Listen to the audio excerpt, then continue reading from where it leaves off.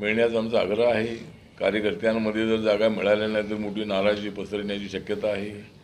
समाजामध्येही मला हे प्रश्न विचारणारे लोक आहेत की तुम्हाला जागा नाही दिली तर तुम्ही काय करणार। तर जागा नाही दिल्या तर मी काय करणार, तर आता माझी भूमिका तर हीच आहे की जागा तर आमचा अधिकार, आमचा हक्क आहे, त्या जागा आम्हाला मिळायला पाहिजे। पण अनेक प्रश्नांच्यामुळं आम्ही नरेंद्र मोदींच्या सोबत आहोत। नरेंद्र मोदी हे बाबासाहेबांचं जे स्वप्न होतं अखंड भारताचं ते पूर्ण करण्याचा ते प्रयत्न करत आहेत। भारताला मजबूत करण्याचा प्रयत्न करत आहेत। देशाचा 2047ला ज्यावेळेला 100वा स्वातंत्र्य दिन आम्ही साजरा करू त्यावेळेला देश एकदम उच्च। फडणवीसजी माझ्या जागेसाठी प्रयत्न करत आहेत। मी जी शिर्डी जागा मागितलेली आहे त्या ठिकाणी सदाशिव लोखंडे शिवसेनेचे सिटिंग खासदार आहेत आणि त्यामुळे ती अडचण आहे। पण एका पक्षाचा विचार करत असताना एका व्यक्तीचा विचार होऊ नये। व्यक्तीचा विचार झाला पाहिजे, पण आम्हाला तिकीट एखादं देणं म्हणजे पक्षाला तिकीट देणं आहे। आणि 2 जागा आमच्याकडे कॅन्डिडेट सोलापूरला राजा सर्वोदय आमचे महाराष्ट्राचे अध्यक्ष आहेत। ते शिक्षण संस्थाही चालवत आहेत, हॉटेलही चालवत आहेत, पार्टीचं चालवत आहेत। आणि जर अशी संधी मिळाली तर आम्हाला आमच्या पक्षाला सिम्बॉल मिळणार आहे। त्यामुळे म्हणजे मिळेल आमच्या 2 जागा निवडून आल्या तर म्हणून थोडासा पॉझिटिव्ह विचार करावा। एकदम आम्हाला नवीन मित्र आल्यामुळं जुन्या मित्राला विसरू नये असं BJPकडे आमची विनंती आहे की नवीन सगळे मित्र आल्यामुळं आमचं नाव कुठं विशेष येत नाही आहे। रिपब्लिकन पक्षात सरकारमध्ये काय सहभाग आहे की नाही अशा पद्धतीची शंका यावी। आणि आम्हाला समाजातील लोक विचारतात की तुम्ही सरकारमध्ये आहात की नाही।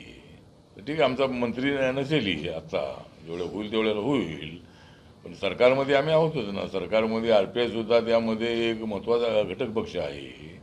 आणि ज्या वेळेला सेना भाजपसोबत RPI आला त्यावेळेला महायुती झालेली आहे। आता हे नवीन मित्र आल्यामुळं महायुती झाली असं नाही आहे।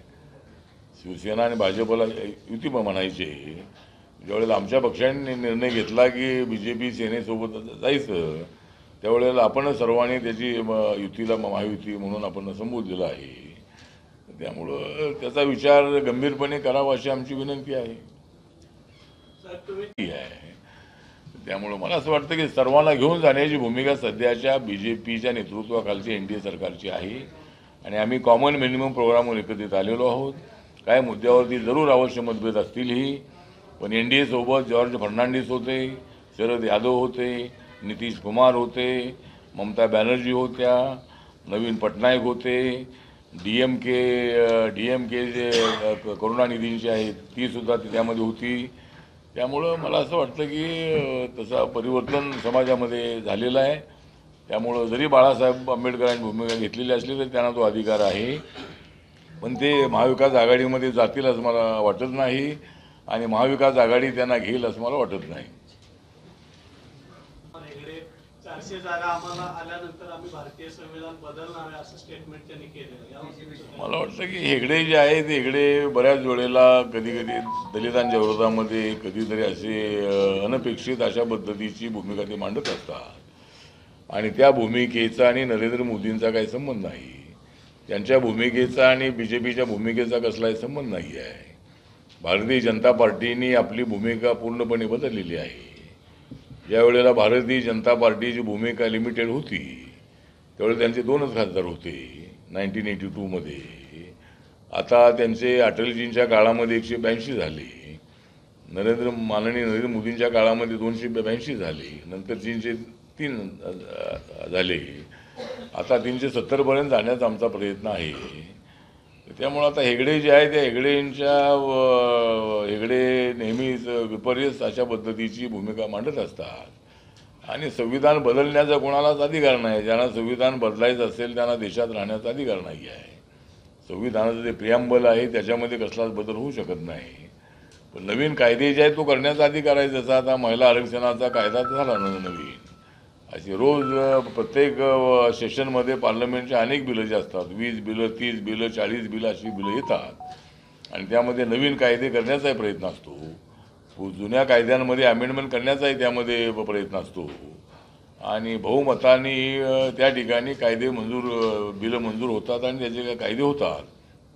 त्यामुळे संविधान कोणाला बदलता येणार नाही आणि हेगडेच्या भूमिकेचा आम्ही तीव्र निषेध करतो आणि त्यांच्यावर कारवाई झाली पाहिजे अशा पद्धतीची आमची मागणी आहे. अनेक वेळेला त्यांनी मागच्या वेळेला दलितांच्या संबंधामध्ये अशीच विपरीत भूमिका मांडलेली होती. त्यामुळे आमच्या 400 जागा जास्त आल्या की मी संविधान बदलणार अशा पद्धतीची विपर्यस्त भूमिका, मूर्खपणाची भूमिका मांडणं योग्य नाही आणि त्याचा आम्ही निषेध करतो आणि भारतीय जनता पार्टीने त्यांच्यावर कारवाई करावी म्हणून आपण एक JP नड्डा यांना एक पत्र पाठवणार आहोत. 1999 साली आम्हाला आश्वासन दिलेलं आहे आणि आता या 48 जागा ज्या आहेत त्याच्यामध्ये आम्हाला 2 जागा शिर्डीची आणि सोलापूरची मिळावी अशा पद्धतीचं पत्र चंद्रशेखर बावनकुळे त्यानंतर देवेंद्र फडणवीसजी यांना पण दिलेलं आहे. त्याचबरोबर अमित शहा, JP नड्डा यांना आपण ते पत्र दिलेलं आहे. नितीन गडकरी यांच्यासोबतही काल नागपूरमध्ये माझी चर्चा झाली आणि RPIला 2 तरी जागा द्याव्यात अशा पद्धतीची आमची अपेक्षा आहे आणि आम्हाला एकदम मी राज्यसभेमध्ये आहे पण राज्यसभेवरच्या अनेक लोकांना लोकसभेची उमेदवारी देण्याचा निर्णय BJPने घेतलेला आहे. मी सुद्धा BJPचा सहकारी आहे आणि मला जर शिर्डीमध्ये संधी मिळाली, सोलापूर जर जागा मिळाली तर राजा सर्वोदय आमचे महाराष्ट्राचे अध्यक्ष आहेत, ते लढण्यासाठी त्या ठिकाणी उत्सुक आहेत आणि 2 जागा आमच्या निवडून आल्या तर आमच्या पक्षाला मान्यता मिळेल. त्यामुळं थोडासा पॉझिटिव्ह विचार करून या तिन्ही पक्षांनी थोडी जागा मागे 1-2 जागा मागे पुढे करून आम्हाला 2 जागा जर दिल्या तर आमचा जो आंबेडकरी मतदार आहे, दलित मतदार आहे त्याला मोठी ताकद मिळणार आहे आणि त्याचा विचार करावा अशा पद्धतीची आमची मागणी आहे आणि मध्यंतरी देवेंद्रजीने आश्वासन दिलेलं आहे की नक्की मी प्रयत्न करतो. ABP माझा, उघडा डोळे बघा नीट.